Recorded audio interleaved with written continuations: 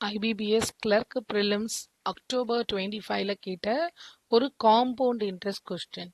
Compound interest simple interest பொறுத்த வரைக்கும் ஃபார்முலாஸும் ஃபாஸ்ட்டாக போடுற அந்த கேப்பபிலிட்டி இருந்தால் ஈஸியாக அடிச்சிடலாம். ஸோ இப்போ கொஸ்டினில் என்ன கொடுத்துருக்காங்கன்னு பார்க்கலாம். Rupees P was invested in compound interest. So compound இன்ட்ரெஸ்டில் பிரின்சிபல் வந்து கொடுக்கல.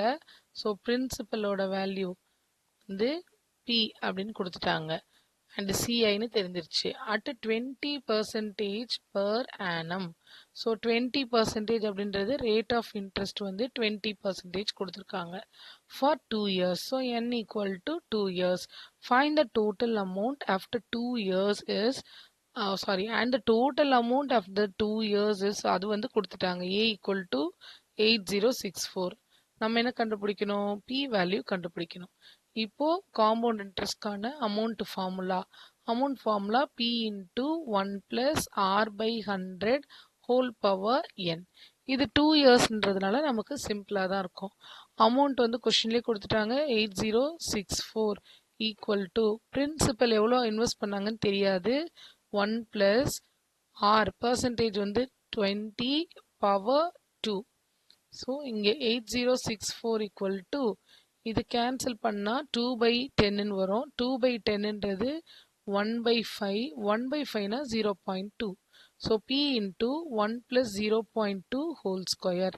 1 பிளஸ் 0.2ன்றது 1.2.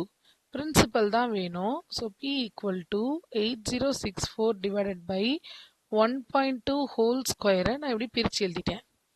அண்ட் அடுத்த ஸ்டெப்பில் 8064 கேன்சல் பண்ணுறதுக்கு ஈஸியாக ஒரு 0 ப்ளஸ் போட்டால் இது 12 ஆகிடும். இன்னொரு 0 கொடுக்கும்போது இதுவும் 12 ஆகிடும். இப்போ 12 டேபிள்ஸில் கேன்சல் பண்ணி நம்ம கண்டுபிடிக்கலாம். இல்லை 2 டேபிள்ஸில் கேன்சல் பண்ணி நம்ம இதுக்கு வேல்யூ கண்டுபிடிக்கலாம். ஸோ இப்போ நான் வந்து 2 டேபிள்ஸில் போட்டால் இது 6 டைம்ஸ் நமக்கு ஈஸிக்காக போடுறேன். 4032000. இப்போ டைரெக்டாக 6 டேபிள்ஸ்லேயே கேன்சல் பண்ணிடுங்க. 6 ஆர் 36 43ன்னு இருக்கும். 7 ஆர் 42 12ன்னு வரும். 2 டைம்ஸ் 00. 12 டேபிள்ஸ்லேயே டைரெக்டாக கேன்சல் பண்ணிடலாம். 5 டைம்ஸ் 60 72 அப்படின்றது 6 டைம்ஸ் 00. ஸோ நம்ம ஆன்சர் 5600.